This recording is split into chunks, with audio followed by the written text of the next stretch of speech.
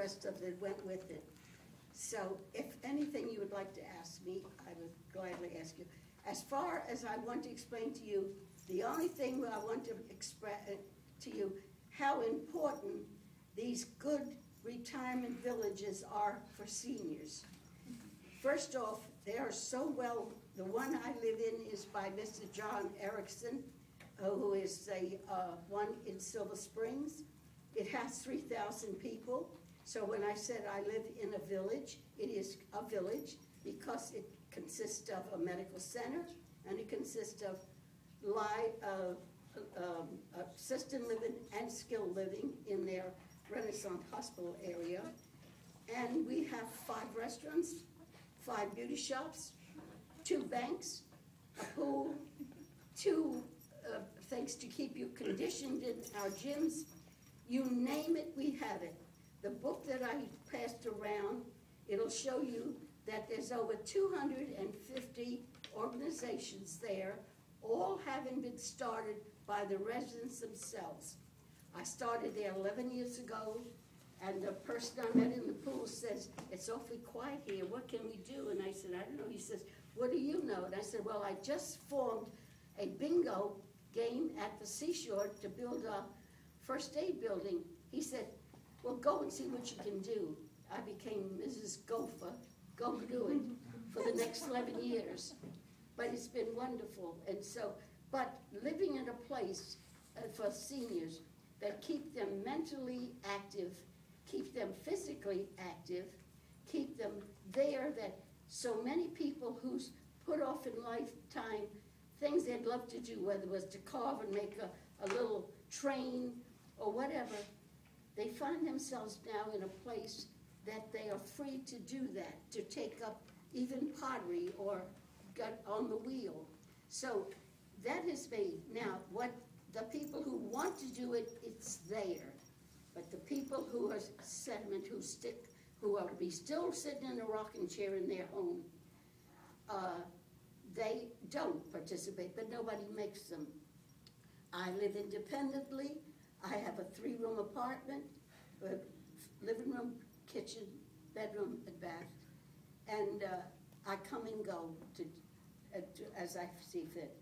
The number one is that neither my family, who are scattered all over the country, my grandchildren and children, they all say, we never have to worry where my mother or father is. And that is what's coming now of the generation. And you're going to have more and more. I have over 200 90-year-olders. That I'm head of the 90-year club. I feel so unfortunate that most of the time I'm having a hard time getting a big group together, because either they're taking naps or something.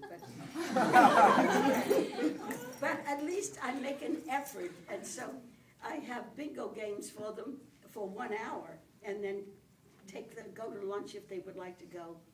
And I don't give out money, I give out cookies.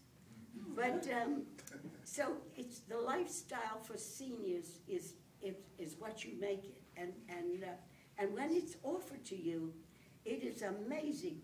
I will let you, and any of you who are doing your research later on, feel free always to come to a place like Riderwood and tell who you are.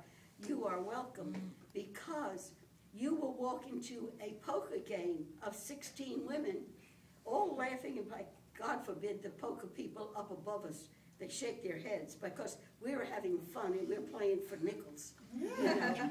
But the point is that you would never dream that when you walk in that there are 5 people there over 90 years old playing poker, laughing, and having fun.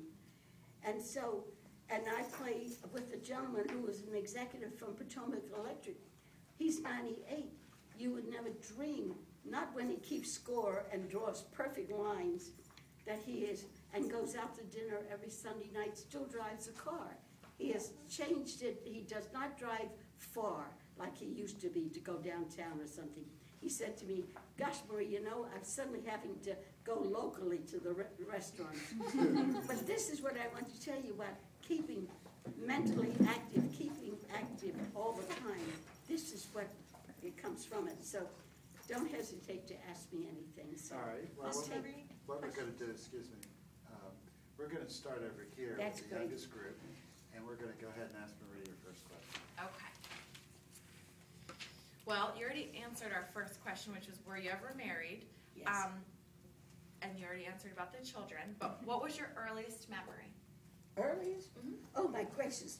I can tell you, I've always been very interested in all kinds of politics and events, and I never missed the Olympics. I never missed tennis matches. I never missed the last football game. I never missed any of that.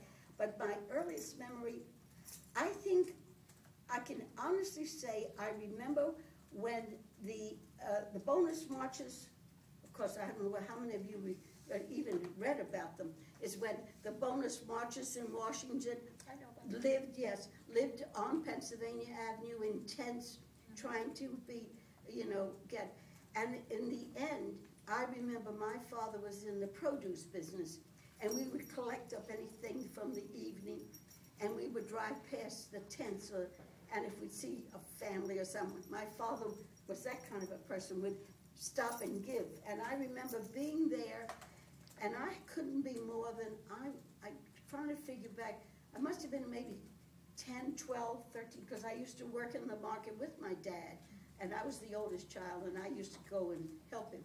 And the policeman recognized my father and said, "Get out of here, they're going to start firing on the bonus marches." And I remember saying to my father, but there's women and children and everything. And the policeman said, he called my father by name, he says, because they'd seen him so often, "Turn around, you've got to get out of here." That I can remember. I can remember being right down on Pennsylvania Avenue. Now, I had to be quite young. Now, did I keep it in my memory? I don't know. But I could remember, whether it was all kinds of funerals and places. Very good. Yeah. Okay, how about the next age group? What question do you have? One of the questions that we had was kind of your background and your thoughts or memories of the Great Depression. Oh, the Great Depression. I was raised in the Great Depression. I remember my father lost his business and walked away with just a scale.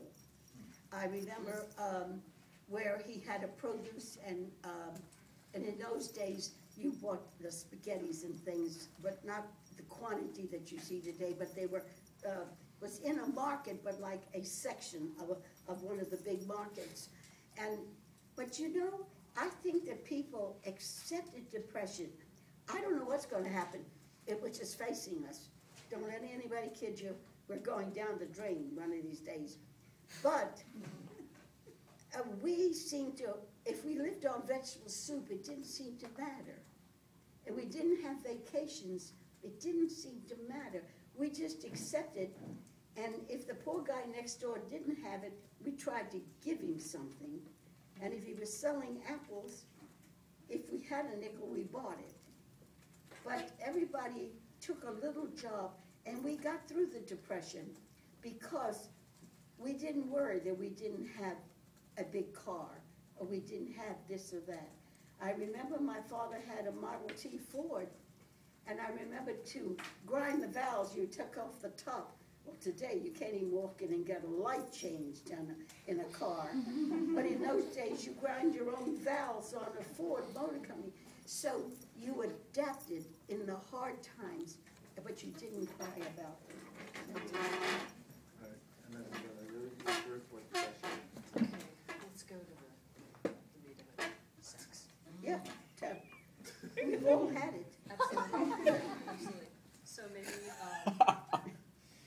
And you never get too old, because Quiet, it's like yeah. a bicycle. Don't go.